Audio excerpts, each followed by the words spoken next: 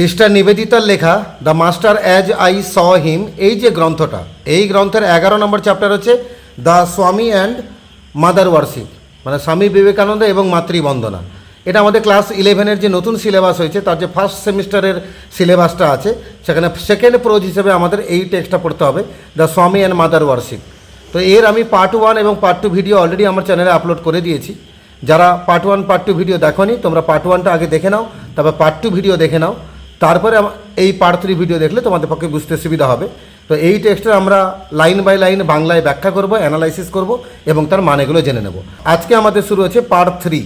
Sister Nivedita, যাকে আমরা Margaret Elizabeth Nobel নামে চিনি, তিনি ভারতবর্ষে এসেছিলেন স্বামী বিবেকানন্দের একজন শিষ্যা হয়ে এবং বাকি সারাটা জীবন তিনি ভারতবর্ষে কাটিয়েছেন। এবং স্বামী বিবেকানন্দকে তিনি যেমনটাভাবে দেখেছেন সেভাবে তিনি একটা তার গ্রন্থ লিখেছেন। গ্রন্থের নাম হচ্ছে the master as I saw him. তার 11 নম্বর চ্যাপ্টার হচ্ছে the Swami and mother worship. আজকে শুরু করছি পার্ট 3 ভিডিও। আমাদের আজকে যে খণ্ডটা শুরু হবে তার একটা সাব হেডিং দেওয়া আছে Kali and Vedanta. He was evidently afraid that my intellectual difficulty would lie where his own must have done. তিনি স্পষ্টতই একটা ভয় পাচ্ছিলেন। তিনি বলতে কে? স্বামী বিবেকানন্দ। তিনি স্পষ্টতই ভয় পাচ্ছিলেন যে আমার যে বুদ্ধিটা, আমার যে চেতনা শক্তিটা, সেটাও একটা সমস্যায় পড়বে, যেমনটা উনার ক্ষেত্রে হয়েছিল। উনার বুদ্ধিও সমস্যায় পড়েছিল। কোন ক্ষেত্রে? কি বুঝতে গিয়ে? না, in the incompatibility of the exaltation of one definite scheme of worship with the highest Vedantic theory of Brahman. একটা যে কোনো একটা বিশেষ সর্বাঙ্গীন পুজো আর তার সঙ্গে সর্বোচ্চ বেদান্তিক যে থিওরি রয়েছে ব্রাহ্মণ ধর্মের, এই দুটোর মধ্যে যে ইনকম্প্যাটিবিলিটি মানে একটা মানানহীনতা রয়েছে, মানে বেমানান একটা জিনিস রয়েছে, এইটাকে বুঝতে আমার বুদ্ধিও সমস্যায় পড়বে। মানে এই দুটো জিনিস সম্পূর্ণ আলাদা, এটা একটার সঙ্গে একটা মানানসই নয়, এটা বুঝতে আমার বুদ্ধিও সমস্যায় পড়বে, যেমনটা ওনার ক্ষেত্রে হয়েছিল। এই কথাটা বিবেকানন্দ ভয় পাচ্ছিলেন। He did not understand that to us who stood about him he was himself the reconciliation of this two opposites. তিনি নিজেই আদৌ বুঝতে পারেননি যে এই দুটো বিপরীত ধারণার সংমিশ্রণ তিনি নিজে। And the witness to the truth of each, এবং এই দুটোর ক্ষেত্রে একটা ট্রুথনেস আছে, একটা সত্যবাদিতা আছে, এবং সেটাকেও লক্ষ্য করাটাতে তিনি কিন্তু নিজেই প্রথমে বুঝতে পারেননি। Following up this train of thought, এই ভাবনার পর ভাবনা চলার পর, therefore he dropped into a mood of half soliloquy. অনেকক্ষণ ভাবার পর যখন তিনি কোনো সিদ্ধান্তে আসতে পারলেন না, তখন তিনি আধো কবি হয়ে উঠলেন। হাফ সলিলকি মানে নিজে নিজে অর্ধেক অর্ধেক কবি হয়ে উঠলেন। And sad for a while talking disjointedly, এবং কিছুক্ষণ তিনি চুপচাপ বসলেন, একটা অসংলগ্ন কথাবার্তা বললেন। অ্যান্সারিং কোশ্চেন্স, প্রশ্নের উত্তর দিলেন। Try to make himself clear, নিজেকে পরিষ্কার করার চেষ্টা করলেন। Yet always half absorbed in something within, এবং তবুও যেন মনে হতো তিনি কোনো কিছুর মধ্যে একটা অর্ধ নিমগ্ন হয়ে রয়েছেন, মানে ভাবনার জগতে ডুবে আছেন। As if held by some spell he could not break, যেন মনে হতো কোনো একটা মন্ত্রশক্তি তাকে ঘিরে রয়েছে যেটা তিনি ভেঙে বাইরে বেরোতে পারছেন না। আমাদের পরের যে খণ্ডটা চালু হবে সেটা হচ্ছে দ্য ডেডিকেশন। ডেডিকেশন মানে কি? উৎসর্গ। How I use to hate Kali he said. Vivekananda প্রায় বলতেন যে কত আমি কালী ঠাকুরকে ঘৃণা করতাম। অ্যান্ড অল হার ওয়েজ, শুধু কালী ঠাকুরকে নয়, কালী ঠাকুরের যত পদ্ধতি, রাস্তা, নীতি রয়েছে সেই সব কিছুকে আমি ঘৃণা করতাম। That was the ground of my 6 year fight. এভাবে আমার সংগ্রাম চলেছে 6 বছর ধরে। 6 বছর ধরে আমি কালী ঠাকুরকে ঘৃণা করেছি, কালী ঠাকুরের ভাবনা, আদর্শ, সেগুলোকে ঘৃণা করেছি। That I would not accept her, আমি কোনোভাবে কালী ঠাকুরকে মেনে নিতে পারছিলাম না। But I had to accept her at last, কিন্তু অবশেষে সেই কালী ঠাকুরকে আমাকে গ্রহণ করতে হলো। Ramakrishna Paramahamsa dedicated me to her, Ramakrishna পরমহংসদেব তিনি উৎসর্গ করেছিলেন আমাকে কালী ঠাকুরের প্রতি। And now I believe that, আর এখন আমি বিশ্বাস করি যে she guides me in every little thing I do, আমি ছোটোখাটো যা যা কাজ করি না কেন সমস্ত কাজে এই কালী মাতাই আমাকে গাইড করেন, আমাকে পথ নির্দেশনা দেন। And does with me what she will, এবং তিনি যা চান আমাকে দিয়ে তাই করাতে চান, তাই করাতে পারেন। ইয়েট আই ফট সো লং, তবু আমি দীর্ঘ সংগ্রাম করেছি। আই লাভ হিম, আমি তাকে ভালোবেসেছি। হিম মানে কে? রামকৃষ্ণ পরমহংসদেব। আমি ওনাকে ভালোবেসেছি, ইউ সি, তোমরা জানো। And that was what held me, এবং সেই জিনিসটা আমাকে ঘিরে রেখেছে। I saw his marvellous purity, আমি দেখেছি তাঁর যে চমৎকার পবিত্রতা। I felt his wonderful love, আমি অনুভব করেছি ওনার সেই চমৎকার ভালোবাসা। His greatness had not dawned on me then, তবে তাঁর সেই মহানতা সেটা কিন্তু আমাকে পুরোপুরি ওখান থেকে আমাকে বেরোতে দেয়নি। অল দ্যাট কেম আফটার ওয়ার্ডস, এই সমস্ত কিছু পরবর্তীকালে এসেছে। When I had given in, আমি যখন সারেন্ডার করেছি, মেনে নিয়েছি, কালী মাতাকে মেনে নিয়েছি। At that time I thought him a brain sick baby, আর সেই সময় আমি রামকৃষ্ণ পরমহংসদেবকে একজন ব্রেন সিক বেবি, মানে একটা নিষ্পাপ, যার ব্রেন একটু দুর্বল, মস্তিষ্ক একটু দুর্বল, এরকম একটা শিশু মনে করতাম। Always Singh visions and the rest, যে সবসময় আজে বাজে কথা বলতো, ভিশন অ্যান্ড দ্য রেস্ট মানে সব কিছু গুলিয়ে ফেলতো। আই হেটেড ইট, তবে এই ভাবনাটাকে আমি ঘৃণা করতাম। And then I too had to accept her, আর অবশেষে আমাকে কিন্তু কালী মাতাকে গ্রহণ করতে হলো। No, the thing that made me do it is a secret that will die with me. যে কালী মাতাকে প্রথমে আমি ঘৃণা করতাম, সেই কালী মাতাকে আমি পরবর্তীকালে আবার শ্রদ্ধা করতে শুরু করলাম, আমি তার ভক্ত হয়ে উঠলাম। তো যে জিনিসটা আমার মধ্যে এই পরিবর্তন নিয়ে এসেছিল, কেন আমি হঠাৎ করে কালী ঠাকুরকে ভালোবাসতে শুরু করলাম, শ্রদ্ধা করতে শুরু করলাম, সেই যে জিনিসটা আমাকে এটা করতে বাধ্য করলো, সেটা কিন্তু একটা গোপন কথা, যেটা আমার সঙ্গেই মারা যাবে। মানে সেটা একটা রাজ, সেটা একটা রহস্য, যেটা আমার মৃত্যুর সঙ্গে সমাধিস্থ হবে, কোনোদিন কেউ জানবে না। I had great misfortunes at that time, আর সেই সময় আমার খুব চরম দুর্ভাগ্য হয়েছিল। It was an opportunity, she made a slave of me, আর সেই সুযোগে কালী মাতা আমাকে তার ভৃত্য চাকর বানিয়ে ফেলেছিলেন। Those were the very word, সেই বিখ্যাত কথাগুলো, এ স্লেভ অফ ইউ, আমি কালী মাতার চাকর হয়ে উঠেছিলাম। And Ramakrishna Paramahamsa made me over to her, আর পুরোটা রামকৃষ্ণ পরমহংসদেব আমাকে বানিয়েছিলেন, কালী মাতার প্রতি আমাকে উৎসর্গ করেছিলেন, এবং সেই আদর্শে দীক্ষিত হয়ে আমি কিন্তু কালী মাতার ভক্ত, চাকর, উপাসক হয়ে উঠেছিলাম। স্ট্রেঞ্জ, কিন্তু কি অদ্ভুত না, he lived only 2 years after doing that. Ramakrishna Paramahamsadev আমার মধ্যে এই অভূতপূর্ব পরিবর্তন এনে দেওয়ার পর মাত্র 2 বছর তিনি বেঁচেছিলেন। Most of the time he was suffering, আর সেই 2 বছরের মধ্যে অধিকাংশ সময় তিনি কিন্তু বিভিন্ন রোগে ভুগছিলেন। Not more than 6 months did he keep his own health and brightness, 6 মাসের বেশি তিনি তার নিজের স্বাস্থ্য এবং ঔজ্জ্বল্যকে ধরে রাখতে পারেন। Guru Nanak was like that, গুরু নানকও সেরকম ছিলেন। তোমরা জানো, looking for the one disciple to whom he would give his power, তিনি এমন একজন ভক্তকে খুঁজছিলেন, এমন একজন শিষ্যকে খুঁজছিলেন যার মধ্যে তিনি তার সমস্ত শক্তি আরোপ করতে পারবেন। And he passed over all his own family, তিনি তার জন্য নিজের পরিবারকে উপেক্ষা করেছেন। He children were as nothing to him, তার নিজের বাচ্চা কাছে, নিজের সন্তান সন্ততি তার কাছে কিছুই ছিল না। তিনি পাগলের মতো খুঁজছিলেন সেই ভক্তকে, সেই শিষ্যকে, যার মধ্যে তিনি সমস্ত শক্তি আরোপ করে দিয়ে, সমস্ত ক্ষমতা তার মধ্যে আরোপ করে দিয়ে তিনি দেহত্যাগ করতে পারবেন। আর যতক্ষণ না সেই ভক্তকে খুঁজে পেলেন, তিনি ততক্ষণ নিজের পরিবারকে উপেক্ষা করে গেছেন, নিজের সন্তান সন্ততিকে উপেক্ষা করে গেছেন। Till he came upon the boy to whom he gave it, যতক্ষণ না তিনি পেলেন সেই বাচ্চাটাকে যার মধ্যে তিনি সমস্ত শক্তি আরোপ করতে পারবেন।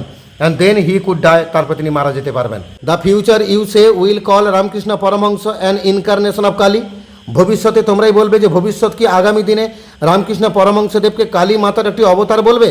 ইয়েস আই থিঙ্ক, হ্যাঁ আমি মনে করি সেটাই বলবে। There is no doubt that, কোনো সন্দেহ নেই যে she worked of the body of Ramakrishna for her own ends, তার নিজের স্বার্থ সিদ্ধির জন্য, কর্মসাধনার জন্য কালী মাতা মাঝে মাঝে রামকৃষ্ণ পরমহংসদেবকে তার নিজের শরীর বানিয়েছেন। রামকৃষ্ণ পরমহংসদেবের শরীরের মধ্যে কালী মাতা অবতীর্ণ হয়েছেন। ইউসি, তোমরা জানো, I cannot but believe that, আমি একটা জিনিস বিশ্বাস না করে পারি না যে there is somewhere a great power, কোথাও না কোথাও একটা মহান শক্তি আছে। That thinks of herself as feminine, সেই শক্তি কালী মাতাকে স্ত্রী হিসেবে দেখে, অ্যান্ড কল্ড কালী, এবং তাকে কালী বলে ডাকে, অ্যান্ড মাদার, এবং তাকে মাতা বলে ডাকে। And I believe in Brahman too, এবং আমি ব্রাহ্মণ ধর্মে বিশ্বাস করি। Is it not always like that, কিন্তু এটা কি সবসময় সে একই রকম হলো না? Is it not the multitude of the cells in the body that makes up the personality, এটা কি সেই জিনিস হলো না যে শরীরের বহুবিধ কোষ, অনেকগুলো কোষ একত্রিত হয়ে একটা মানুষকে তৈরি করে? That many brain centres not in one that produce consciousness, এবং ব্রেনে, মস্তিষ্কের বিভিন্ন কেন্দ্রবিন্দুগুলো একটা কেন্দ্রবিন্দু নয়, অনেকগুলো কেন্দ্রবিন্দু একত্রিত হয়ে আমাদের মধ্যে চেতনাবোধকে তৈরি করে। ইউনিটি ইন কমপ্লেক্সিটি, জটিলতার মধ্যে ঐক্য রয়েছে। অনেকগুলো কোষ যেমন যুক্ত হয়ে একটা মানব শরীর গঠন করছে, অনেকগুলো মস্তিষ্ক কেন্দ্র যেমন একত্রিত হয়ে চেতনাবোধ তৈরি করছে, এটাকেই বলা হয় জটিলতার মধ্যে ঐক্য। জাস্ট সো, অনেকটা এরকমই। And why should it be different with ব্রাহ্মণ, তাহলে ব্রাহ্মণের ক্ষেত্রে এটা আলাদা হবে কেন? ইট ইজ ব্রাহ্মণ, এটা ব্রাহ্মণ, ইট ইজ ওয়ান, এটা হচ্ছে সেই একটাই ধর্ম, এক এবং অদ্বিতীয় ধর্ম। And yet it is the gods too, এবং সেটা ভগবান ও। Similarly he had return from a pilgrimage in Kashmir, একইভাবে একদিন তিনি কাশ্মীরের একটা তীর্থস্থান থেকে ফিরছিলেন, সেইং এটা বলছিলেন যে these gods are not merely symbols, এই যে ভগবান দেবদেবী যাদের আমরা আরাধনা করি, এরা নিহাত নিছক, এরা সিম্বল বা প্রতীক চিহ্ন নয়। They are the forms that the bhaktas have seen, এরা হচ্ছে সেই ভগবানের এক একটা রূপ যাদেরকে ভক্তরা দেখেছে। And it is told of Shri Ramakrishna that, এবং রামকৃষ্ণ সম্পর্কে একটা কথা বলা হয় যে হি উড সামটাইমস স্পিক, তিনি কখনো কখনো কথা বলতেন কামিং আউট অফ সমাধি, তার ধ্যানমগ্ন অবস্থা থেকে, সমাধি হওয়ার অবস্থা থেকে বাইরে বেরিয়ে এসে রামকৃষ্ণ মাঝে মাঝে বলতেন of the past experience of that soul that dwelt with him, তার সে ধ্যানমগ্ন অবস্থায় যে আত্মা তাকে ভর করেছিল, সেই আত্মার সঙ্গে তার যে অভিজ্ঞতা, সেই অভিজ্ঞতার কথা তিনি ভক্তদেরকে শোনাতেন। He who came as Rama as Krishna and Jesus dwell here, তিনি বলতেন আমার মধ্যে অবতীর্ণ হয়েছেন রাম, ভগবান কৃষ্ণ, ভগবান যীশু খ্রিস্ট, ইনারা আমার মধ্যে এসেছেন, আমার শরীরে অবতীর্ণ হয়েছেন। অ্যান্ড দেন উড অ্যাড প্লেফুলি, তারপর খেলার ছলে তিনি যোগ করে বলতেন turning to his chief disciple, তার ভক্তকে, তার যে মেন ভক্ত, প্রধান যে ভক্ত শিষ্য, তার দিকে ঘুরে পড়ে বলতেন but not in your Vedanta sense Naren, Naren তোমার বেদান্ত সেন্সে কি এরকমটা ঘটে না, তোমার বেদান্ত ধারণায় কি এরকম কথা ঘটে না। Thus we are admitted to a glimpse of the struggle, এইভাবে আমরা স্বীকার করে নিই সেই সংগ্রামের এক ঝলক। That goes on in great soul, সেই মহান আত্মা যারা, সে রাম বলো, কৃষ্ণ বলো, জেসাস বলো, তারা হচ্ছেন গ্রেট সোল, বিশাল বিশাল মহান আত্মা তারা, তাদের মধ্যে সংগ্রাম এসেছে।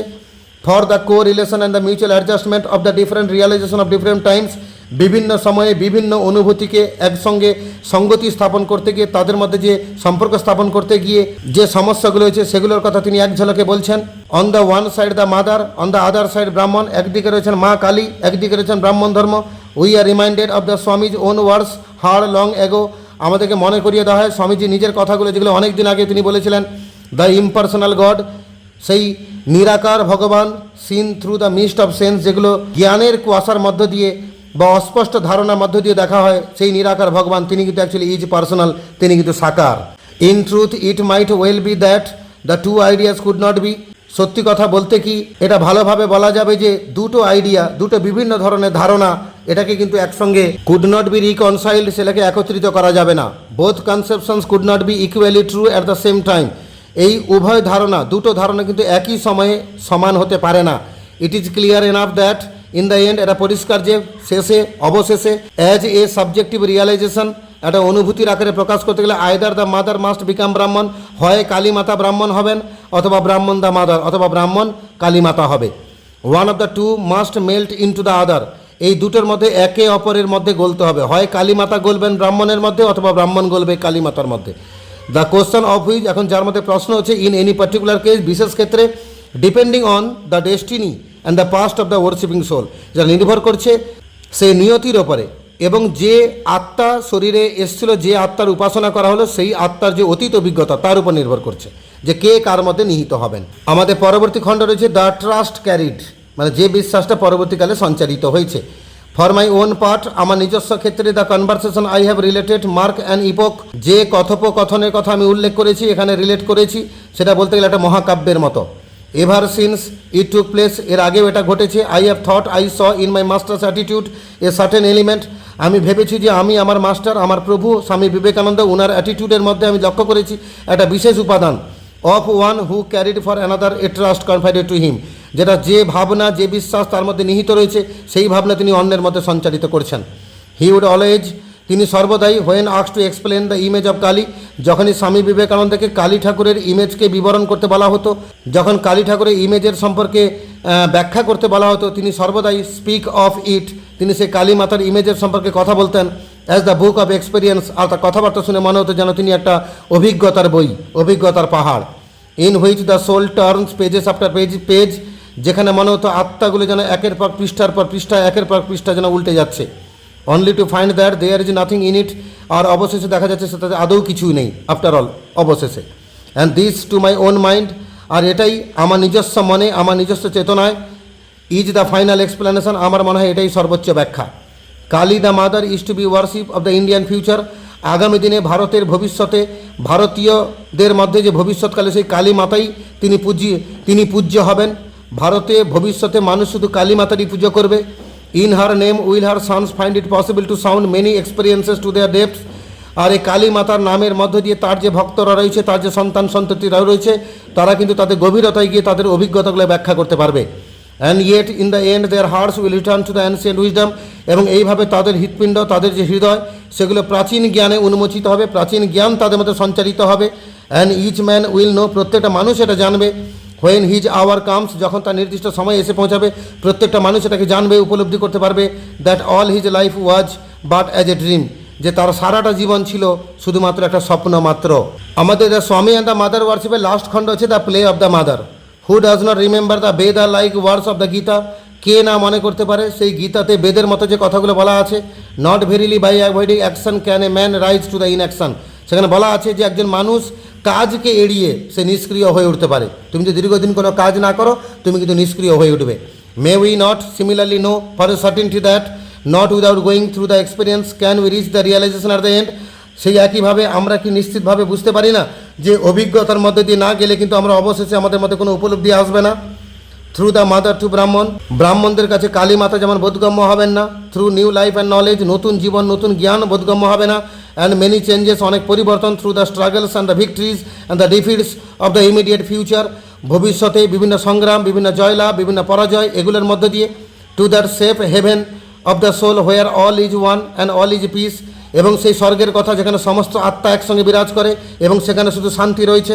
As I look more and more closely into the life of the great teacher, এই মহান শিক্ষকের জীবনটাকে যত ক্লোজলি যত কাছে গিয়ে আমি লক্ষ্য করেছি, আমি জেনেছি হুম আই হ্যাভ ফলোড, সেই মাস্টারকে আমি ফলো করেছি, আমি অনুসরণ করেছি। I see each day with growing clearness, প্রত্যেক দিন আমি ক্রমবর্ধমান স্পষ্টতা নিয়ে আমি জেনেছি যে how he himself was turning the pages of the book, তিনি নিজে কী করেছে অভিজ্ঞতার বইয়ের পৃষ্ঠাগুলো উল্টাতেন, অফ দ্য এক্সপিরিয়েন্স, সেই অভিজ্ঞতার বইয়ের পৃষ্ঠাগুলো তিনি উল্টাতেন, and that it was only when he had come to the last, এবং অবশেষে তিনি কী করে তার জীবনের শেষ পর্যায়ে পৌঁছে গেছিলেন, তার জীবনের সেই শেষ কথা, লাস্ট ওয়ার্ড, শেষ কথায় পৌঁছে গেছিলেন, that he could lie back like a weary child, তিনি আবার ঘুমোতে চান সে ক্লান্ত শিশুর মতো, in the arms of his mother, তার মায়ের কোলে, to be wrapped away at last into the supreme revelation, এবং মায়ের কোলে থেকে তিনি সে ক্লান্ত শিশুর মতো আবার সেই সুপ্রিম রিভিলেশন মানে চরম আত্মপ্রকাশ, চরম উপলব্ধি, সেই স্বর্গীয় সাধনা, তার মধ্যে তিনি কী করে উপনীত হতে পারবেন।